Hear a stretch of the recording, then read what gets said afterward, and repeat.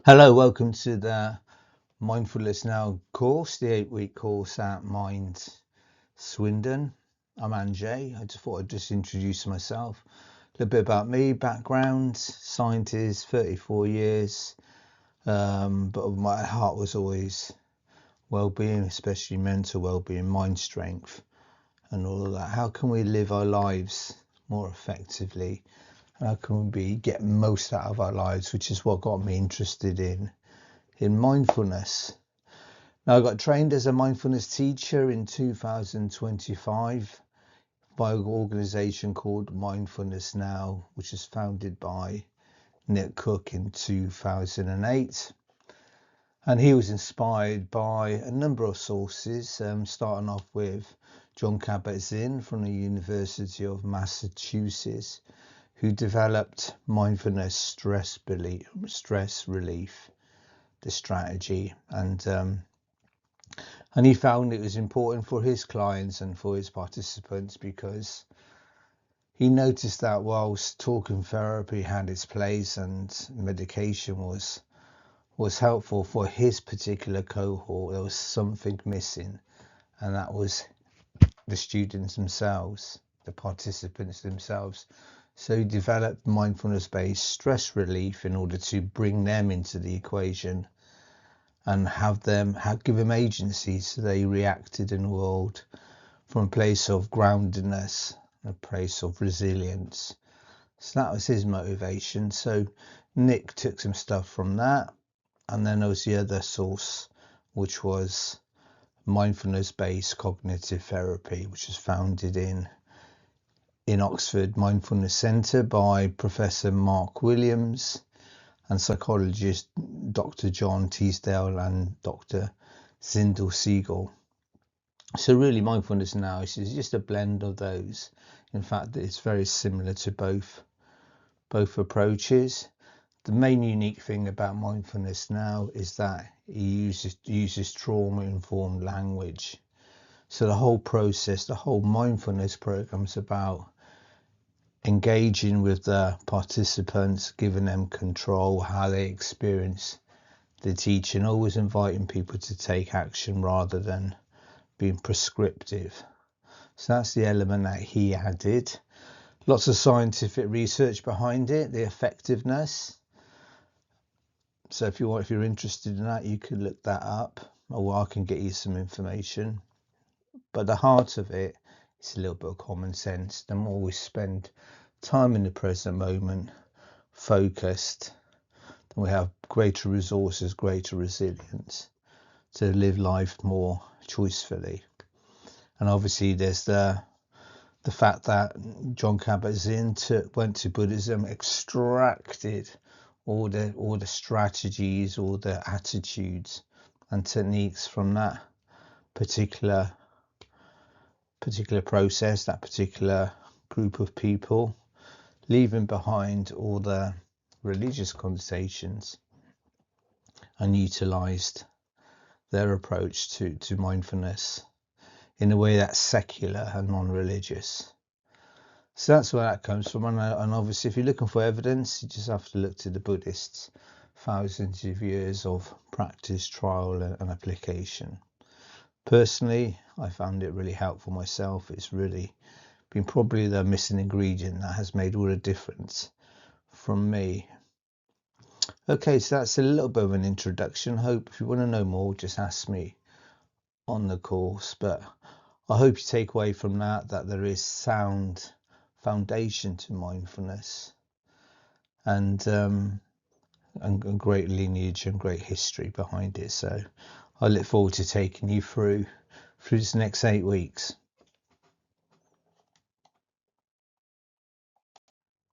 Okay, so as we move into the course in the very first module, I just wanted to invite you to some agreements, just to create some ground rules and maybe create an attitude to how we're going to go through these 8 weeks. And the first one is just confidentiality, and that's just general confidentiality, just to create a safe space in the room and on this course. Obviously, this course is being run under the umbrella of Mind Swindon, so that overrides anything. If you've got any concerns, any worries, go to Mind and bring those up with them so they can look after you and make sure you feel safe.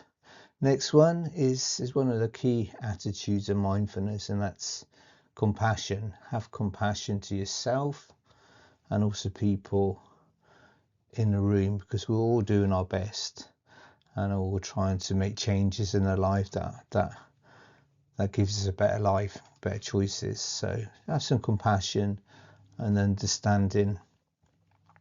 Next one is take care of yourselves.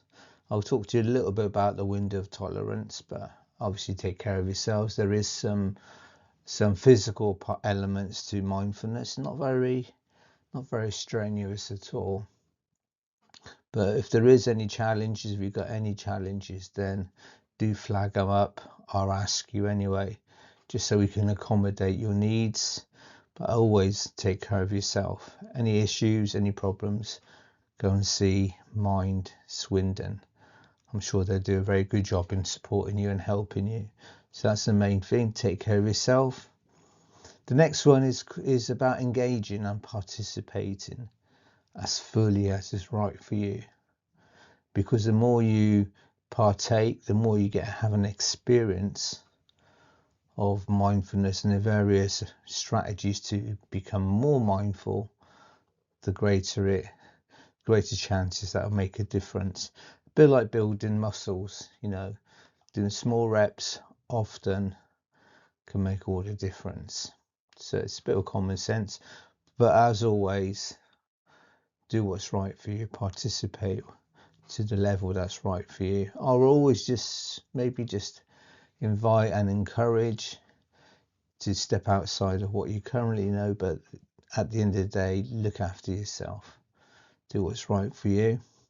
And the last two are the most important. The first one is have fun. We're going to spend 2 hours together going through all this material. Let's make it fun, because when we're having fun, we relax, we open up, and learning becomes easier.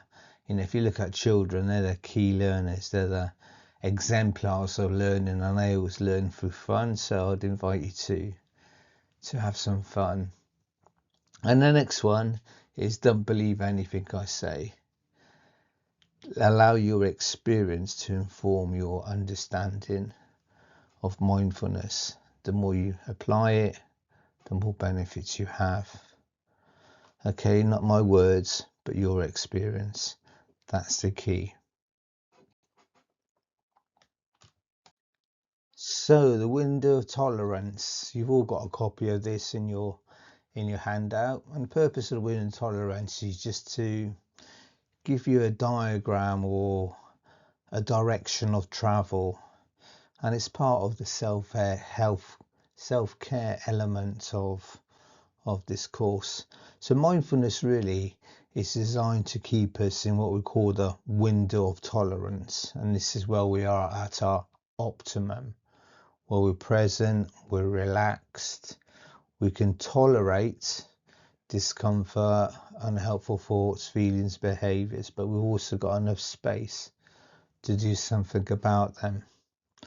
Now, what can happen in life is that things trigger us. We maybe go into what we call the hyper-arousal state. That means when we get anxious and things like that. So this model is really there just to say, okay, just to make you self-aware, to notice when that's happening, and then take action to bring you back into that window of tolerance. And that could be allowing yourself to relax through breathing practices, grounding practices, taking a moment to detach from what you're thinking and just noticing things around you, so we return back to that and let go of the things that might have triggered us.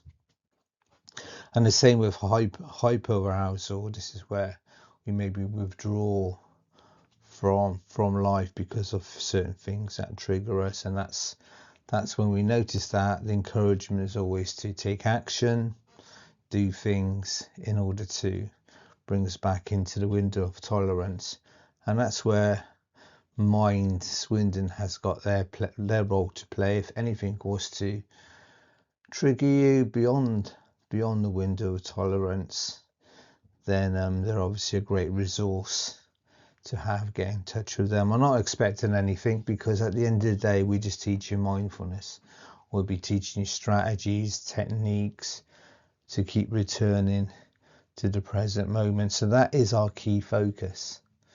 Yes, we're going to have behaviors and thoughts that we typically experience in life, but for these 8 weeks, for these 2 hours, our attention is purely on returning to that window of tolerance.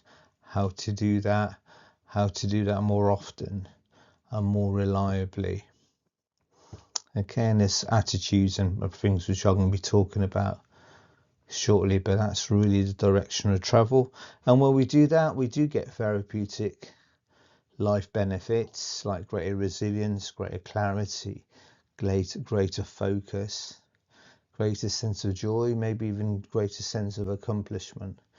But they are side effects, they are consequences of mindfulness.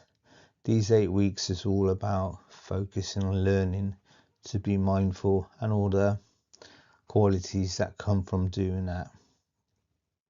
So if in doubt, talk to myself, talk to me, get in touch with Mind Swindon to give you the support that you might need.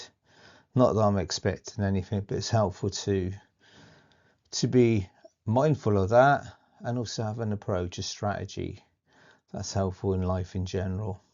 So it's a really powerful model, just to acknowledge that, yeah, things sometimes step outside the window of tolerance, but we can do something about it, and the direction of travel is always back to the window of tolerance. So I've done a lot of talking. Please forgive me for that. Hopefully it's been helpful and giving you a little bit of an understanding, a little bit of a frame about this forthcoming course. Now over to you. Just to introduce yourselves, to say hello and just get the ball rolling. Now, I must admit, normally when I go on courses, this is the bit I dread most. I hate having to speak out into the group and maybe come up with something interesting about me. And that's so no pressure. If you want me to pass by, that's perfectly fine. Remember, I said this is your course. This is your space to learn, participate, never any expectations. So hopefully that makes sense, and hopefully that gives you some encouragement. And even if it is to say, hi, my name's Anjay, happy to be on this course. If that's all you say, that's fantastic. If you want to say a little bit more, given that we've only got 2 hours, then please feel free to say that. But mostly about what you want to get out of the mindfulness course. Hope that makes sense.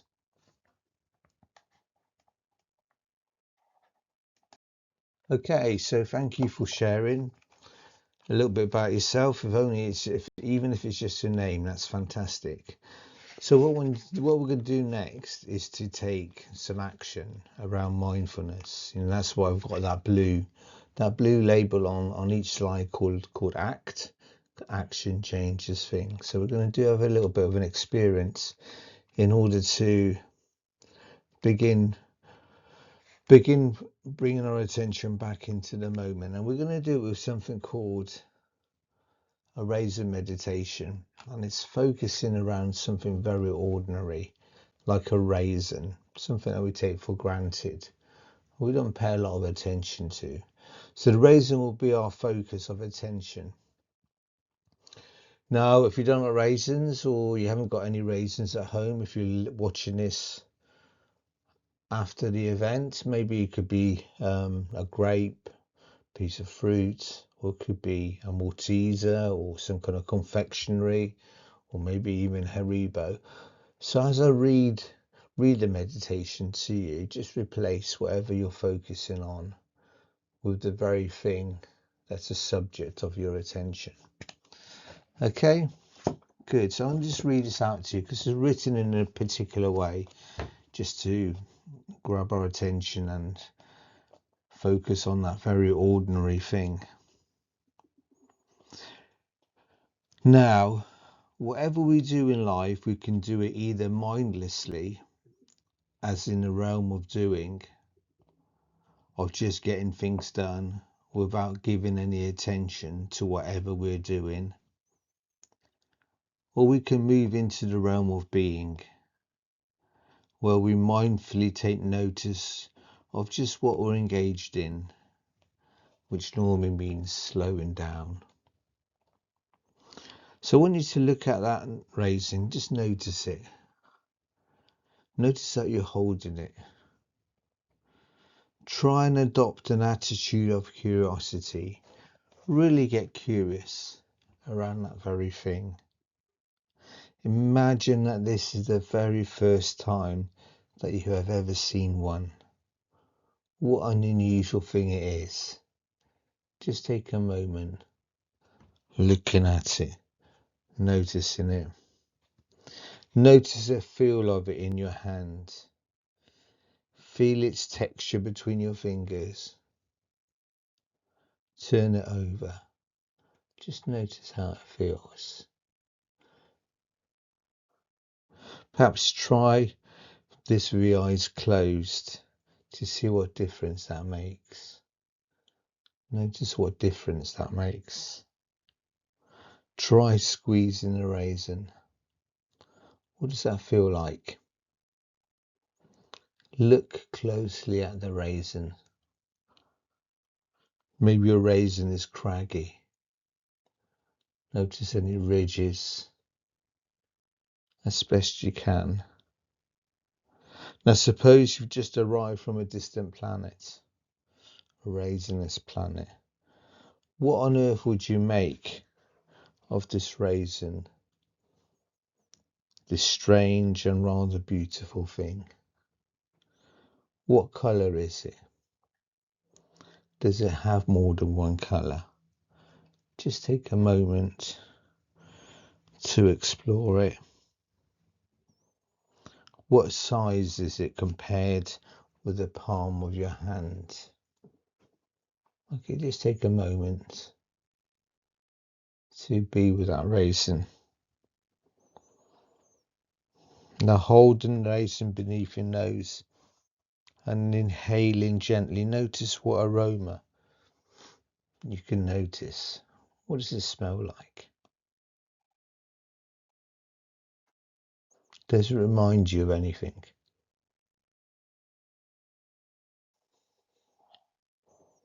Suppose you gently squeeze the raisin again.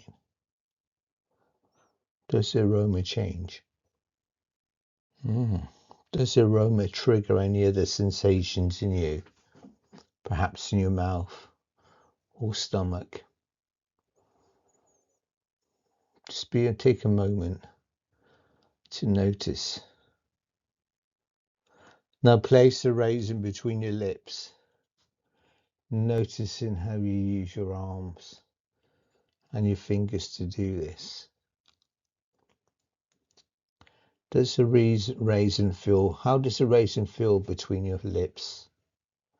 Try pressing the raisin with your lips and notice how that feels.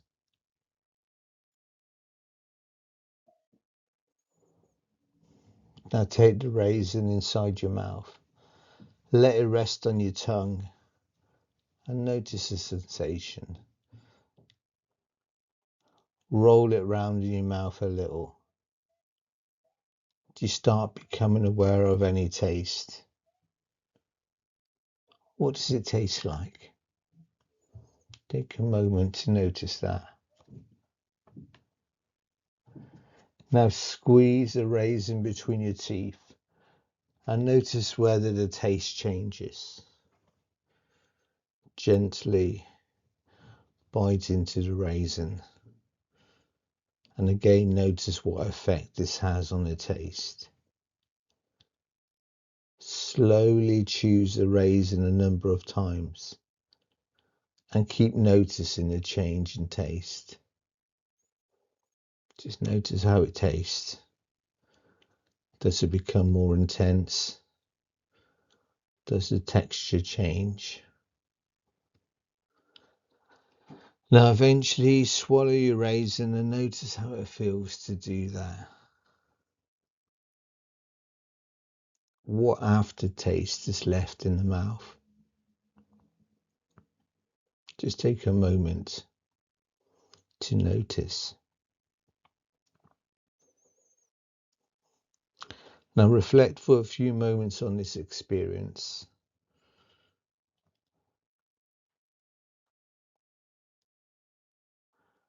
And begin to share what you notice with the group. So this is where we normally go around in a group and everybody shares, or if they wanted to share, what their experience was. So this is an opportunity for you just to maybe write down or think about this process. But what often happens is that people notice that there's more to a raisin than just a handful that we normally throw into our mouths and chew and eat. There's more to that little thing, more flavour, more taste, more texture, more colour. There's more of an experience of the raisin just by focusing on it and being with it. So that's really what mindfulness is about. It's training the mind to be in a moment, to notice what's happening in this moment, whether it's something ordinary, which when we pay attention to it can actually become quite extraordinary.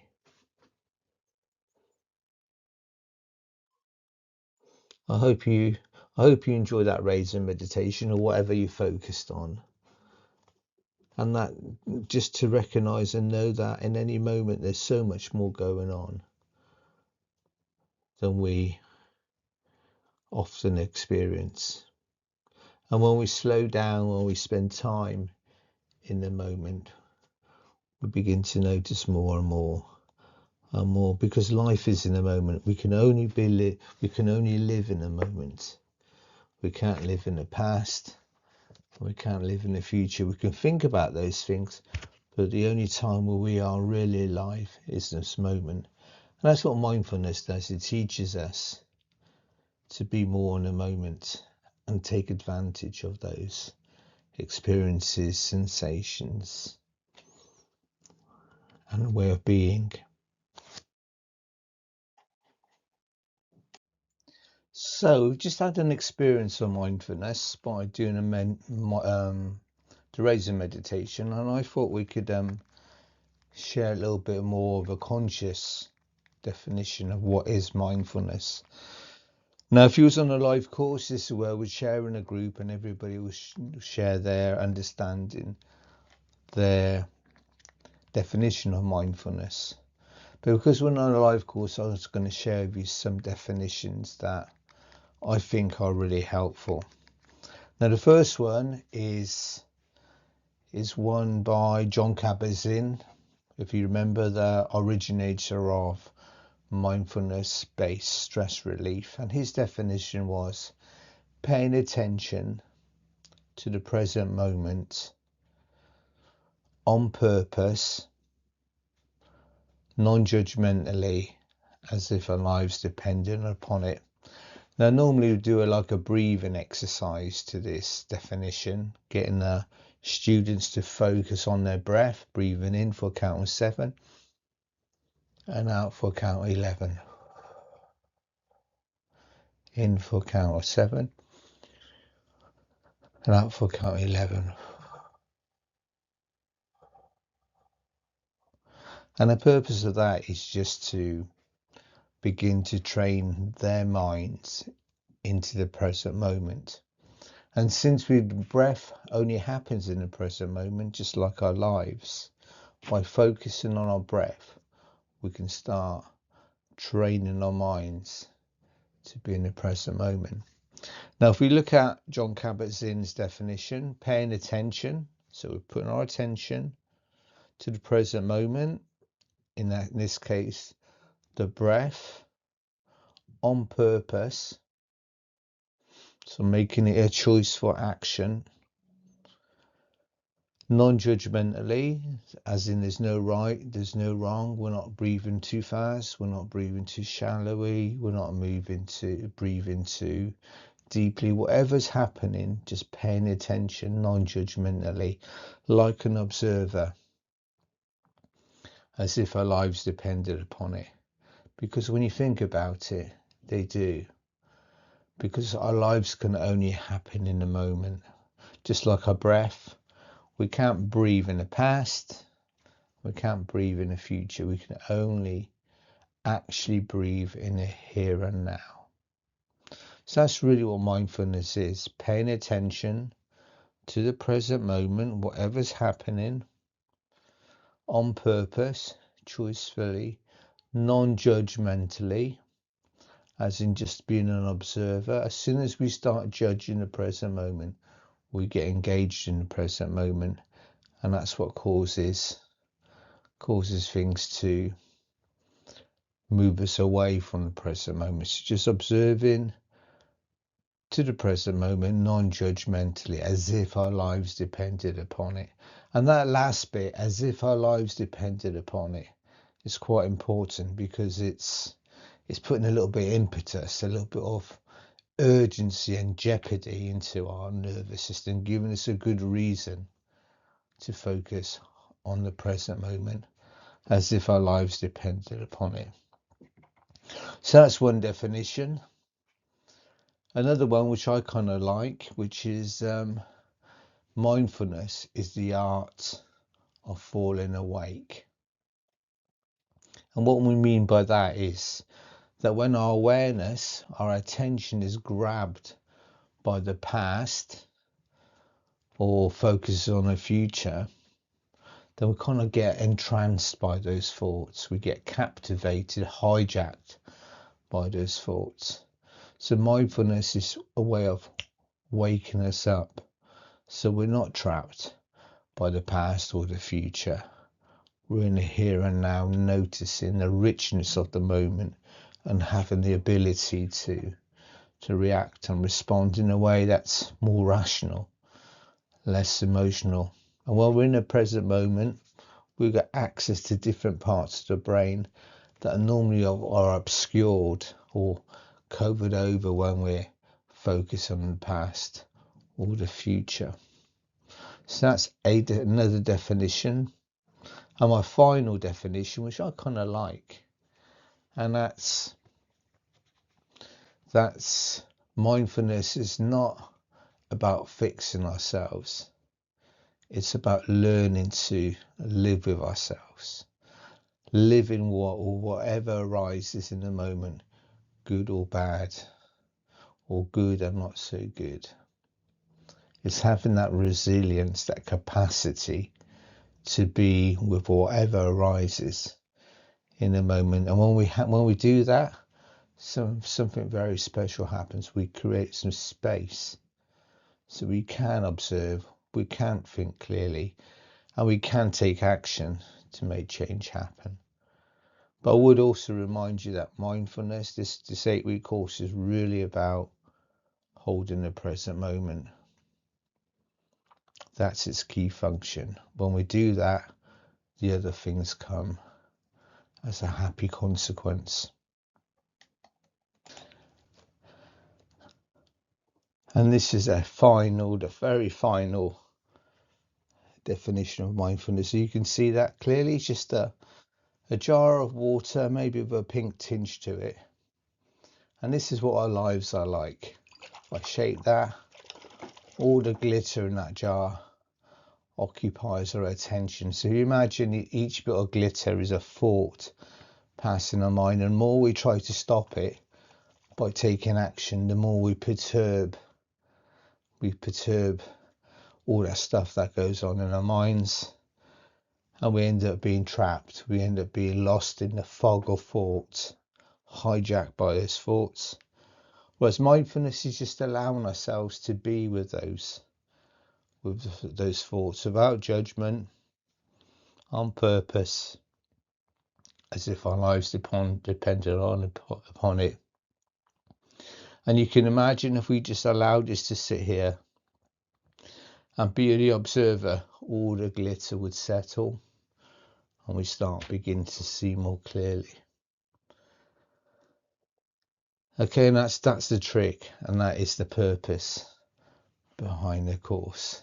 Now, part of us will be screaming, well, if we're watching it and we're not doing anything, then nothing will get done. Well, in actual fact, the opposite will get done, because we can see more clearly, take better actions, and make great progress in our lives. Don't believe me? Like I said, test it out for yourself. Develop that capacity to be with whatever's arising and then let it arise without judgment. Okay, so let's move on to the attitudes, the 7 attitudes that are helpful in mindfulness to bring us back into the moment, plus the additional ones are gratitude and generosity. But before we do that, I just wanted to maybe give you a reason or understanding on why attitudes can make all the difference, and while adopting those 7+2 attitudes can really move us away from habitual thinking, unhelpful thoughts in the past, and anxieties about the future. What are they helpful?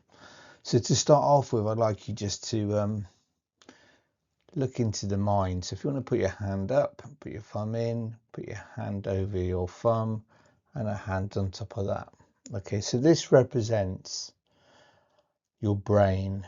It's called the one brain, two mind model. So we've got the one brain, the thing in here, and within that brain are 2 very distinctive minds with their own characteristics. So I want to just explore that a little bit and give you an understanding why the attitudes are really helpful. Okay, so if you look at this brain with the 2 minds, the first part, the bit on top, that's what we call the rational mind. This is the part of the brain that our consciousness resides in, the part where that thinks things through more rationally, intellectually, comes up with solutions based on a proper assessment of the situation. And this part of the brain, the top part, with the most of our thinking capacity, is generally very positive. It comes up with solutions that are positive and supportive. Now, deep down within that brain, the size of an almond, if you can just see that, about an inch, is what we call the amygdala, sometimes called the monkey brain, the reptile brain. I tend to call it the primitive mind, the part that comes from when we were cave people. It's a part that looks after us, keeps us safe. It's where our fight, flight, and freeze response resides, and the 3 emotions associated with those: anxiety, anger, and depression. Okay, so that part of the brain is really designed to keep us safe. In those days when we were cave people and a saber-toothed tiger was to go by, this bit would notice and get our bodies into action away from that danger. Now this part of the brain is always negative. If you think about it, if a saber-toothed tiger did come into a room, it makes sense to assume the worst. Because if you thought, well, has it eaten, hasn't it not, maybe you would become its dinner. So the assumption is danger, get out of there. So that's a primary function, to keep us safe, anticipate the worst. The other aspect of that part of the brain is that it can't innovate. It can come up with new solutions, because after all, it's really meant to be a short-term reaction to danger. So it takes what's happened in the past and it assumes the same thing's going to happen in the future. And that's its function, just to keep us safe. Now the 2 minds work together. So the primitive mind notices danger, alerts the body-mind system through cortisol, adrenaline, and then passes that information onto the rational mind that comes up with a solution. And over time, that event no longer triggers that reaction, because we've got a solution for it. So our comfort zone expands, and we learn to be in that environment with that person or that situation. But what can happen is, in times of stress, when there's an overload to the nervous system, maybe a big event in our lives, maybe a bereavement or a car crash or something like that, or when our nervous system's overwhelmed, or when there's lots of significant minor events that compound together to create a big event, the rational mind comes offline and the primitive mind takes over.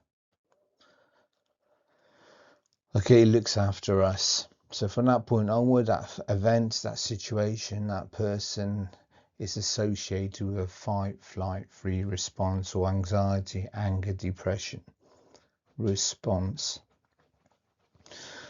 So, and that's automatic, and often we feel controlled, as if we can react. Things just arise in a moment, and we end up being at the effect of the primitive mind.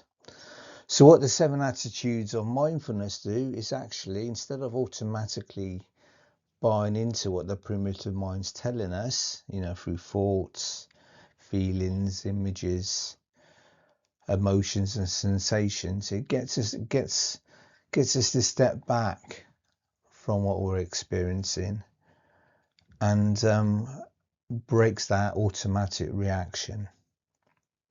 So it's a little bit like going to an optician.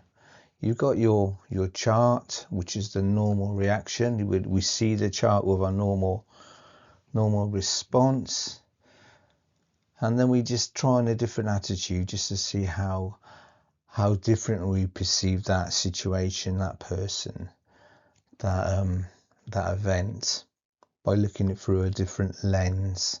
So we might put a lens of non-judgment onto it, and just notice how differently we react.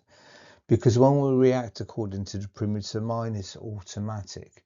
By doing something different, by taking back control, by being a bit more curious, by applying different attitudes, we actually can break that attachment and bring us more back into the present moment, so we can think more clearly, think beyond what we're experiencing, to maybe find a solution, or really just to be in this moment with that event, that person, that situation, and emotions that have been arising, but having space to be with them rather than being lost in the effect of them. So we'll be looking at the 7 emotions one at a time, non-judgmentally. So the non-judgmental attitude, the acceptance attitude, the letting go, the trust, the patience, the non-striving and beginner's mind, as well as the gratitude and generosity attitude. So that's what we'll be doing next. On the live course, I'd be encouraging the participants to add to the understanding of those attitudes, and how they can be helpful and useful in their lives. As this is not a live event, I'll be going through each myself, just giving you a little bit of understanding and an explanation of those attitudes, so that you can try them on yourself and see what difference they make. Now, obviously, there's quite a lot of attitudes there. There's at least 7 plus 2, so that's 9 attitudes. In the real world, I would just really encourage people just to adopt one a week and see what difference that makes.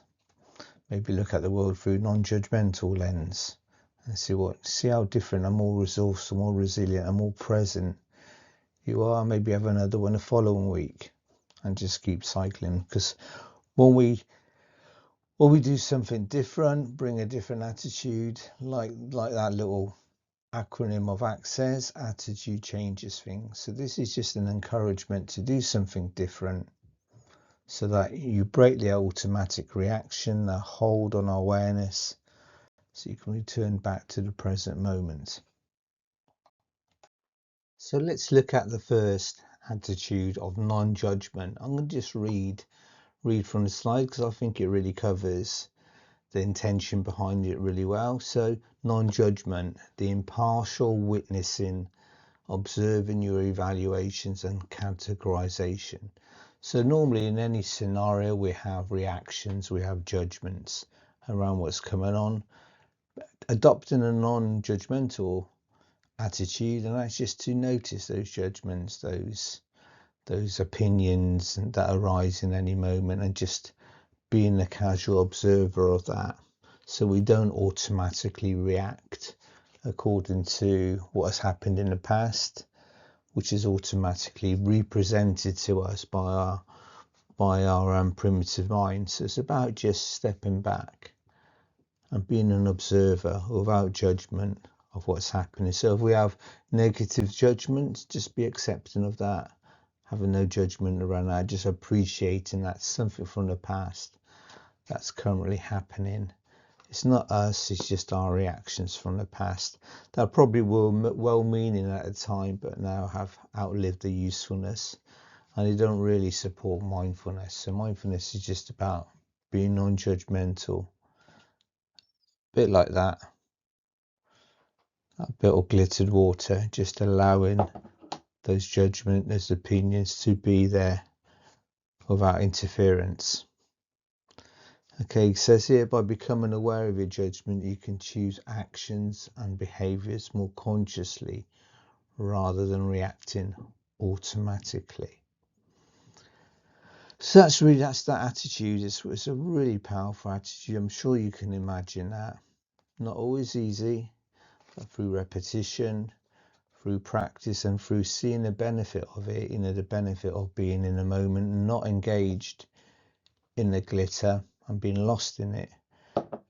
I'm hoping that you can understand the power of non-judgment. It does take practice, it does take soft determination, but it really is worth it because it frees us up and gives us greater control, greater choice. So the attitude of patience. Once again, I'm going to be patient and read through this slide because I think it once again describes it really well. So patience, allowing things to unfold in their time, bringing patience to ourselves and others. Now, if you think about the primitive mind, the fight, flight, freeze response, it very rarely has got patience. It wants things to happen quickly, here, right now, get through it all. So patience is like an antidote to the primitive mind, that ability to be with whatever's arising in a moment, and having patience and trust that the mindfulness process will bring us back into the present moment. So the principle reminds us to be patient with yourselves as your mind is stretched in new ways, as we're doing something new, developing a new habit, just to be patient with that so that it can take hold rather than being impatient, which is the opposite. And it says here, patience is a helpful quality to invoke when the mind is agitated. To be patient is to be open to each moment as it unfolds, knowing that, like the butterfly, that something can only unfold in their own time. So when we start our mindfulness practice or anything else, just remember to stick through whatever takes place, trusting that some things will make more sense after we practice them for a while. So that the encouragement there is that when we're doing the mindfulness stuff, the mindfulness practice, the meditations, the journaling, that there can be a reaction of, I want it to happen now, I want it to resolve almost straight away, which is really the primitive mind, whereas the rational mind has got more patience. So just to foster the attitude of patience, and over time, just like building physical muscles, doing the reps, with time there will be an effect and we will learn to be more mindful. So have some patience. So the beginner's mind attitude, this is one of my favourite ones. And it's really like being children, having a willingness to see things as if for the very first time. Because beginner mind allows us to be receptive to new possibilities and prevents us from getting stuck in our minds, which often think it knows more than it actually does. So what that really means is that when we got the primitive mind, where it's got past experience, then it pretends to be the expert. It knows what the outcome is.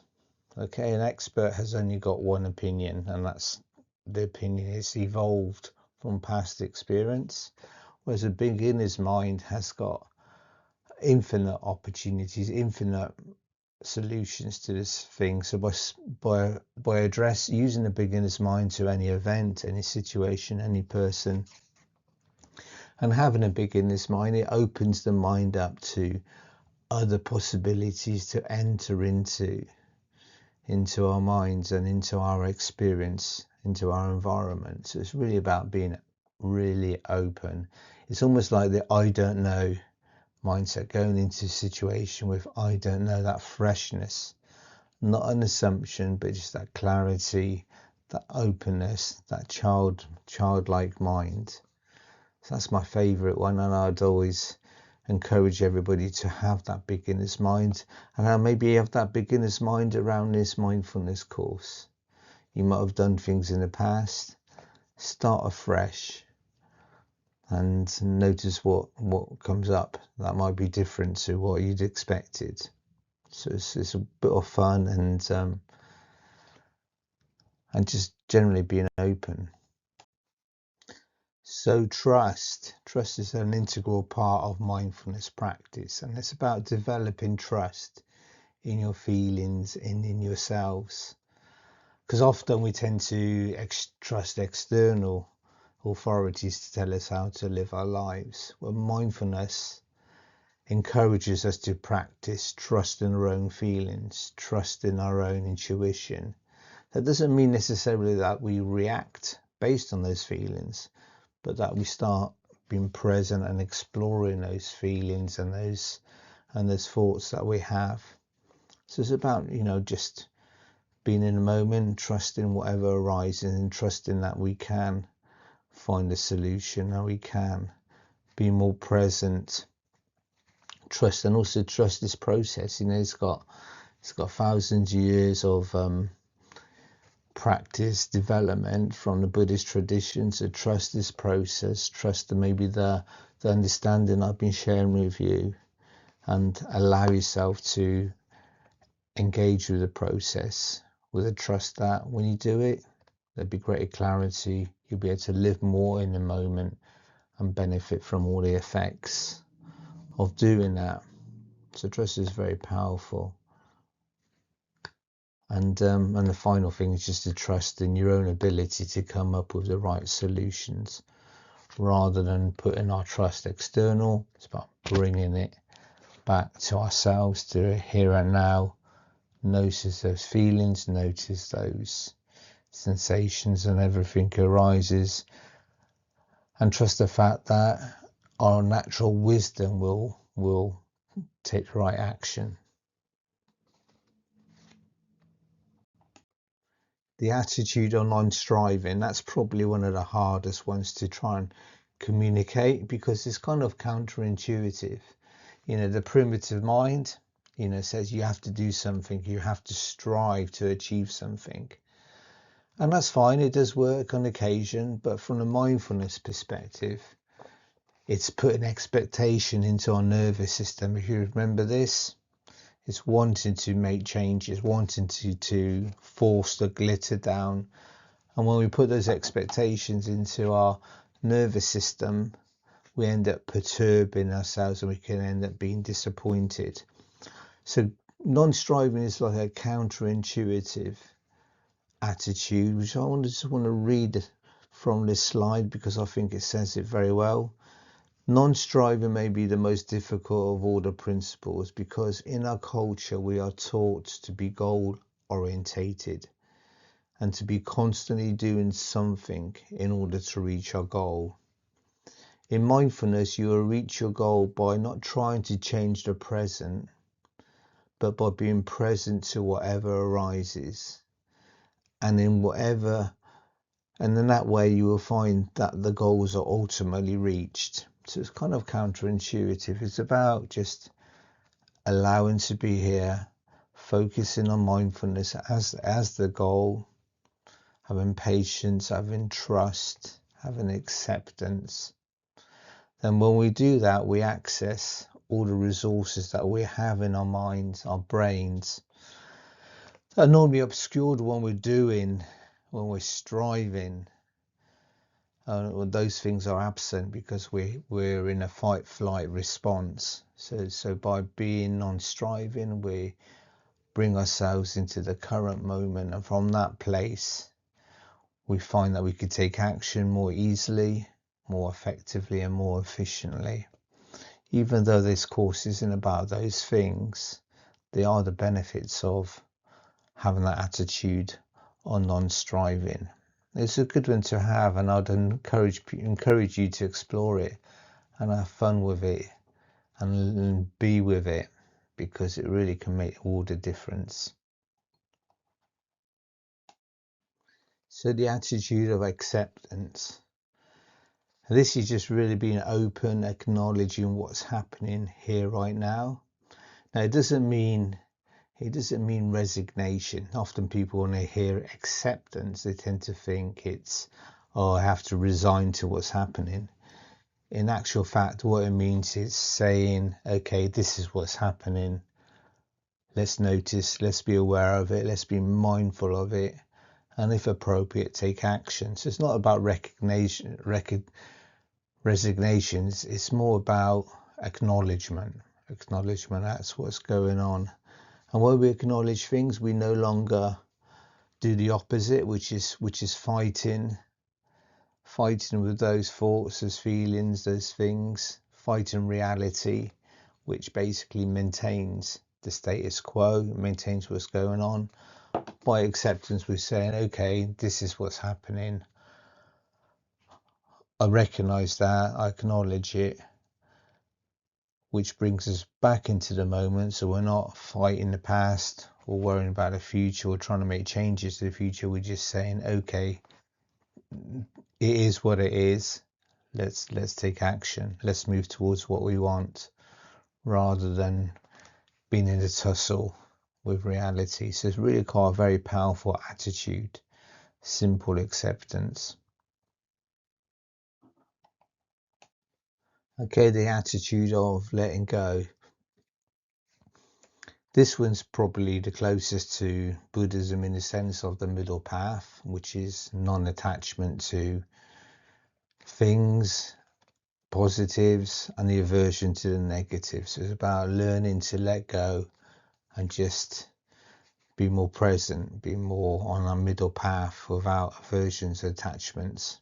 Okay, here it says letting go, non-attachment, and the ability to put aside a tendency to elevate some aspects of our experience. So that means things that we like, things that we strive for, things that give us joy. It's not about not having those, it's about maybe putting too much attachment to those things that when we haven't got them, then we feel bereft. But if we could just allow those positive things to be without needing them, then we can enjoy them more. And the same with things that we don't like, things that we reject, and we get into the tussle with those things, trying to change them, like this glitter. Try and change, instead of just letting go of not wanting them, and so allowing them to be there, and so maybe even pass through our nervous system and bring us more back into this mindfulness, this presence of observing without striving for what we like and trying to get rid of what we don't like, just being on that center path. Like it says here, when you observe your mind grasping and pushing away, you can remind yourself to let go of the impulse to grasp or push away, and see what happens instead. And if you can't let go, just try the opposite of really holding on and seeing what that feels like. By looking at how you hold on, you'll learn how to let go. So it's another one of those elements of waking ourselves up to our behaviors, to those automatic reactions from the primitive mind. That's good for me. That's not so good for me. It's about just allowing those attachments to let go, so that we're no longer being controlled by the primitive mind. We're in the moment. We can make more better choices, more rational choices, more happier choices, because we have got choice. So we've done the 7 attitudes. I hope they've been helpful. Like I said before, maybe take one on each week, and as a lens, just to see how different life is. In order to change, we have to do something different. If you always do what you've always done, you've always get what you've always got. So the act of doing something different, wanting something different in our lives, can make all the difference. The two I haven't talked about was compassion, and that's just really being kind to ourselves, to allowing whatever arises in the moment, to be non-judgmental, to be kind to ourselves, because that then allows us to calm down, see more clearly. And also generosity, when we're more generous to ourselves and to others, things change. So I also encourage those 2 additional attitudes to the original 7. Now, just to move on, just to do some a meditation called sitting meditations, where we're starting to focus our attention on our breath, just like we did the raisin. Now we're going to be moving our attention to our breath as the first stage. In subsequent weeks, we'll be adding to that other awarenesses. But to start off, we'll be just focusing on our breath, beginning to train our minds to focus on our breath. So just allow yourselves to get nice and comfortable whilst I read this meditation to you. Okay, just relax, enjoy. Now you can close your eyes if you wish, or if you wish, leave them open and lower your gaze. Remember that in meditation we are paying attention on purpose, in a particular kind of way, and trying to fall awake rather than fall asleep. We're endeavouring to adopt an attitude of open acceptance and to be as non-judgmental as possible. Do try and remember that this really is a special time just for you. So all we're doing is just noticing our breathing without judgment. So I want you now to start to notice your breathing. It's not something that we would ordinarily be aware of unless someone draws it to our attention. It might be around your nostrils and your mouth, where cool air enters and warm air leaves you.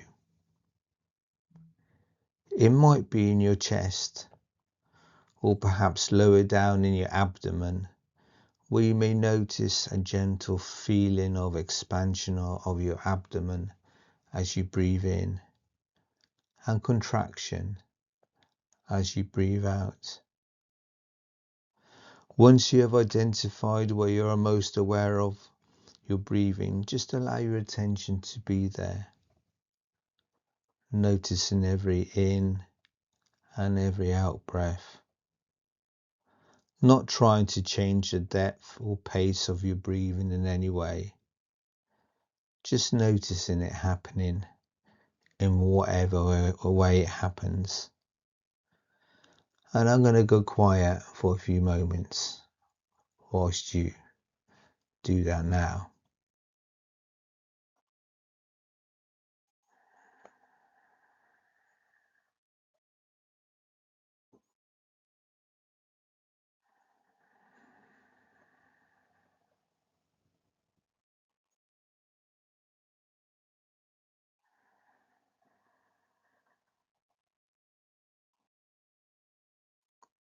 focusing on your in-breath and your out-breath, not wanting to make them faster or slower, deeper or shallower. Just be with whatever you're noticing now.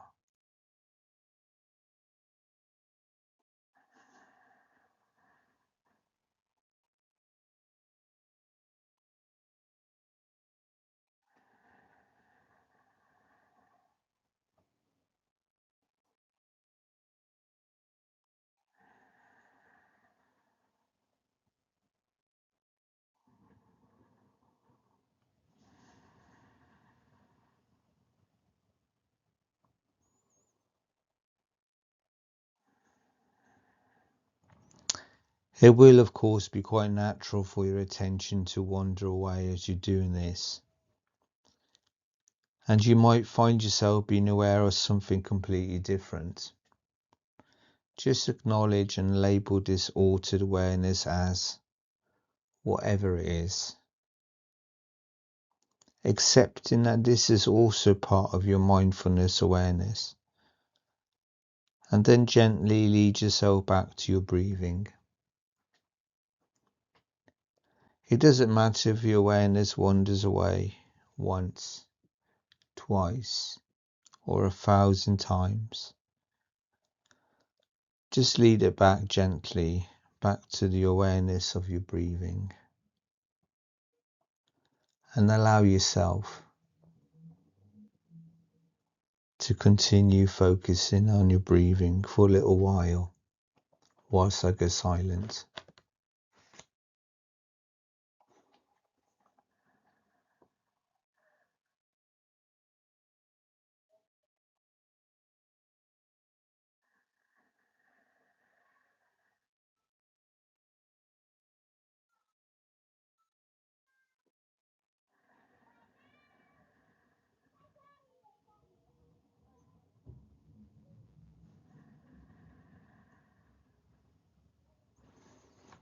And you're ready, and when you're ready, just allow yourself to come back into this room, into watching this slideshow. And normally I'll just encourage the group, the live group, to share what they got from that experience. And some people would have been lost in their thinking, and it would have been just some words that have been said in the background. Some people would have dipped into their meditation and then gone out of it. It doesn't really matter. It's just really the noticing and the continuous practice of this breathing meditation, this sitting meditation based focusing on the breath.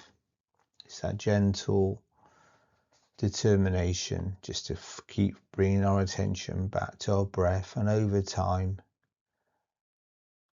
we gain control, we gain back control of where our awareness, where our attention sits. So just take a moment and just notice what your experience was. Remember, no right, no wrong, non-judgmental, the attitude of patience, the beginner's mind, the letting go of wanting things to be a particular way, the trust in the process, the non-striving, the acceptance. Apply all those attitudes to this, to your experience.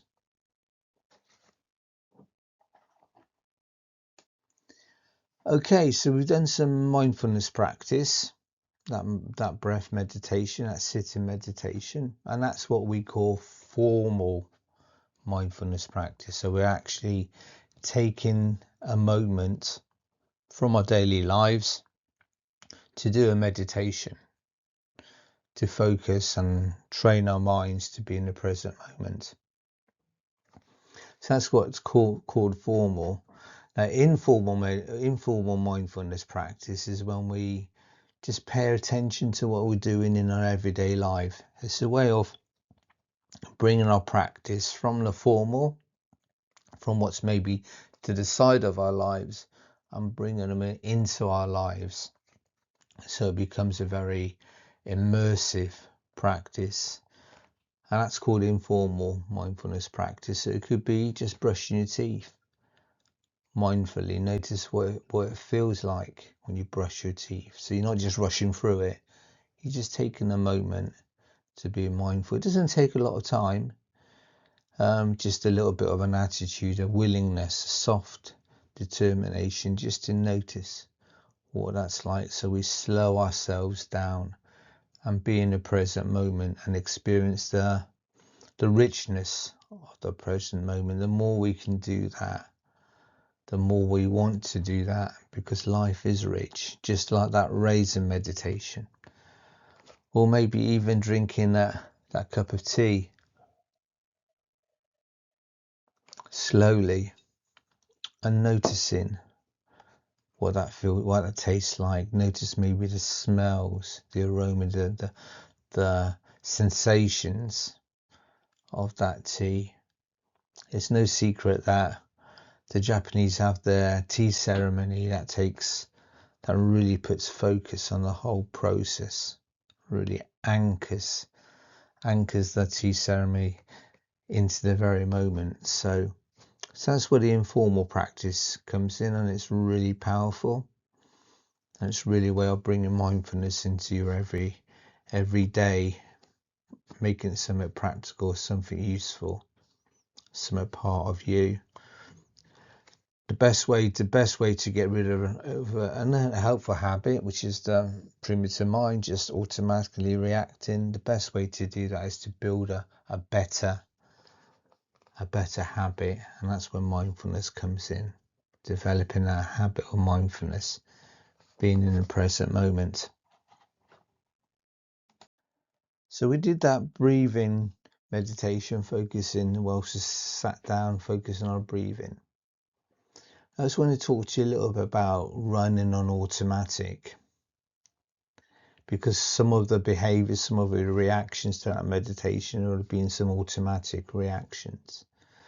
And it's really where, if you remember, I was talking about the primitive mind, it will be reacting automatically. It's there to, be reactive. So this section here really is just a beginning to just develop that awareness. What do we do that's automatic without thinking? And when we develop awareness around that, we are actually developing some mindfulness. We're noticing our automatic behaviors and we're taking a step back from them, which is something we'll be doing in subsequent sessions, is having that awareness of our automatic reactions. Now, in the life course, I'd invited delegates to say, what do they do automatically? Okay, sometimes an example of that breathing meditation, what might happen is because we're trying to sit and focus on our meditations, automatically our minds might draw us to what am I going to have for dinner, or trying to find a solution to a problem we have in our lives. All those things are our automatic behaviors, which there's no right, there's not wrong, it's just noticing. That's what we're doing, and that's where mindfulness comes in. And the more we can notice them instead of being hijacked by those automatic reactions, the more presence we have, and the more presence we have, the greater we can make changes in our lives. So my encouragement here is just maybe notice where did your thoughts automatically go when you was doing that sitting, breathing meditation.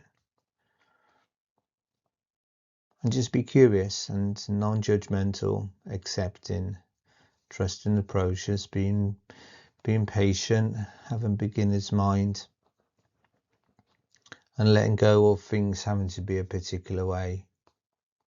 Just sit here in the present moment, allowing the glitter to settle. And the first thing is just to notice the glitter, notice the automatic reactions, and allow them to be there.